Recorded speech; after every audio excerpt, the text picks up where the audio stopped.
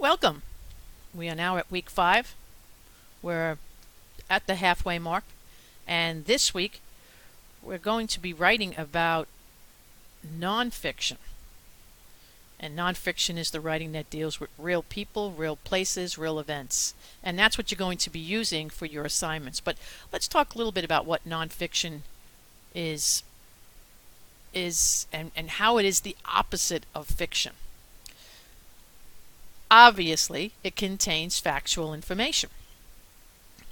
So there's a difference between facts, which are statements that can be proven true or false, and opinion, which are statements that cannot be proven true or false. So what do I really, and again, opinions are really based on the individual's personal beliefs and feelings. So read this. In order to become 8th graders, 7th graders at Lanier must pass the CRCT in language arts and math. So is this a fact or an opinion? Well, let's think about this. How about this one? Girls are usually nicer than boys. The classroom doesn't contain enough chairs to seat all the students. And then finally, the best food in the cafeteria is the quesadilla. Now, these are 4 statements, okay? And some of them are fact, some of them are fiction or opinion. So how do we figure that out? Oh, and I forgot the last one. The award for Best Actress was given to Halle Berry. So let's go back a second and let's look at these carefully. So the first one. In order to become 8th graders, 7th graders at Lanier must pass the CRCT in language arts and math. So this is like a test that is required for the students. They must take it and they must pass. So it's not an opinion. We don't just say, well, if you pass it, we'll pass you on to the next grade. If you don't pass it, if you pass it, we'll do that too. No, this is a fact. This is a requirement. Okay, so that's a fact. Now, the next one. Girls are usually nicer than boys. Well, while boys may not think that and girls may think this, this is not a fact. This is an opinion. This is because of a girl might say this because she has personal feelings. Maybe her boyfriend just broke up with her and so she doesn't like boys at this time. All right, the next one. The classroom doesn't contain enough chairs to the classroom doesn't contain enough chairs to seat all the students. Now this is definitely a fact. If there's 8 students and 6 chairs, the fact is that there are going to be 2 students standing and only 6 will be seated. So it is a fact. The next one, the best food in the cafeteria is the quesadilla. Again, opinion. Can't be a fact because some people may not like quesadillas. Maybe in the cafeteria the only thing they like is ice cream. Or maybe the only thing they like in the cafeteria is meatloaf. So this is definitely opinion based on a feeling, an opinion. The last one, the award for Best Actress was given to Halle Berry. Well, there was an award. She went across the stage. She accepted the award. She said thank you. She walked off the stage. She still had the award, so that's a fact. That's not an opinion. We could see it with our very eyes. Okay, so the forms of nonfiction. Autobiography, biography, essay, informational article, and finally the interview. So the autobiography is when someone writes about themselves. It's the story of the person's life written by that person. And of course it's from the first person point of view because the person is writing, this is what happened to me in my life. It's usually a book and it contains journals, diaries, letters, and memoirs. Everything to help the reader understand where me, as the person who's writing the autobiography, where I've been, what has happened to me, things that have changed me, have made me better, have made me cry, have made me laugh. And this is a perfect example here, The Long Walk to Freedom, and it was an international bestseller, and it was written by Nelson Mandela. This is his autobiography. Now, the next one here. In the beginning, because I felt, as only a young girl can feel it, all the pain of being an ugly duckling, I was not timid. Not only timid, I was afraid. I was afraid of almost anything. I think of the mice, the dark, the imaginary dangers of my own inadequacy. My chief objective as a girl was to do my duty. And that's a statement by Eleanor Roosevelt. And so you could tell that this is something she wrote this. She felt that she experienced it, and certainly it's an example of an autobiography. She felt she was ugly, that made her timid. She was dutiful, and she wanted the approval of others.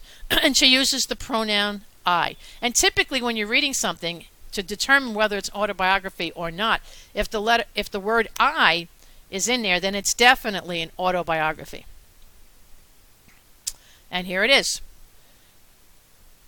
Eleanor Roosevelt, A Restless Spirit. This is what she wrote. Now, let me try this again. Now, this is a biography in this case, and it's a story of a person's life told by someone else, and it's in the third person point of view. It's using he, she, or they. And the writer then is called a biographer. It has the same elements of fiction. There's conflict, there's settings, etc., etc. So this is completely different than the first one I read you, which was an excerpt from her autobiography. This is an excerpt from William J. Jacobs' biography of Eleanor. So Eleanor was born in a fine townhouse in Manhattan. Her family also owned an elegant mansion along the Hudson River where they spent weekends in summer. As a child, Eleanor went using her first name. Went to fashionable parties. A servant took care of her and taught her how to speak French. Her mother, the beautiful Anne Hall Roosevelt, wore significant jewels and fine clothing. Her father, Elliott Roosevelt, had his own hunting lodge and liked to sail and to play tennis and polo. The Roosevelt family, one of America's oldest, wealthiest families, was respected and admired. So again, this is a biography. This is someone writing about her. So the details obviously in this are the details of her home, her family, her life, written by a different person about her. Okay, now we don't think of this often, but the essay is actually another type of nonfiction piece. It's usually written on a subject.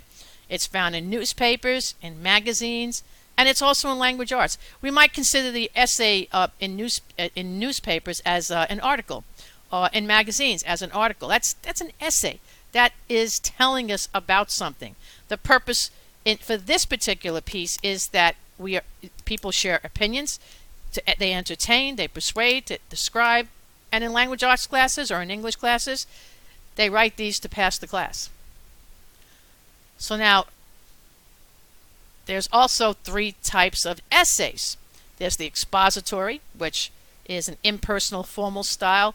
It presents or explains information. It's the persuasive, which is also a type of argument. Persuasive essay develops an argument and tries to convince readers to adopt a certain perspective. And there's also a fourth type, which is the straight-up argument, which basically says, this is one side, that side is no good, this is my side, and this is the side that I'm going to argue that you really need to follow. And then, of course, there's the personal essay, which has a looser structure. It's more about the writer's thoughts and feelings, and it's written more along a personal and informal style. So the story of Titan, it predicted exactly what would happen to the Titanic 14 years later. It was an eerie prophecy of terrible things to come. So obviously this is an expository trying to tell us something. And then here, sometimes I think we were better off if we forgot about the broad strokes and concentrated on the details. That's certainly persuasive. It's trying to persuade you for something. And then, of course, the personal style. The only thing that can help them is genuine love. You must truly love us. And that's a personal opinion. So that's the personal style. All right, now we have the informational article. It provides facts about a subject. It includes newspaper, magazine articles, and feature stories, textbooks, pamphlets, history books, garden books, how-to books. Basically, anything that tells us how to do something or provides information, which is entirely different than the other essay type, which is more of a personal point of view, an opinion, whereas an informational article actually has facts, and it supports the facts with details. And then finally, the interview. This is also a nonfiction piece. It's a conversation, and one person asks questions, the other one provides answers, and the whole purpose of this is to obtain information. Okay, so the interviewer asked the person, I know you never have trouble coming up with ideas. Walk me through your daily inspiration and writing process. And Ray Bradbury, the well-known science fiction writer, said, I just wake up with ideas every morning from my subconscious percolating. That's a great statement. All right, and that concludes our week 5 presentation. So now you have the opportunity to go in and practice your nonfiction skills.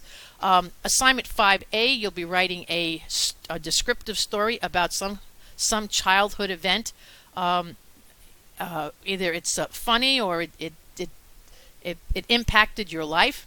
And then assignment 5B, you're going to write about one of the firsts in your life, and you're going to explain how you felt when this first thing happened, as well as any lessons that you might have learned. Again, 250 words for each one. Make sure you're double spacing using 12-point Times New Roman. Make sure that you're using spell check so that your grammar and your tenses are perfect. And that's about it. Have fun.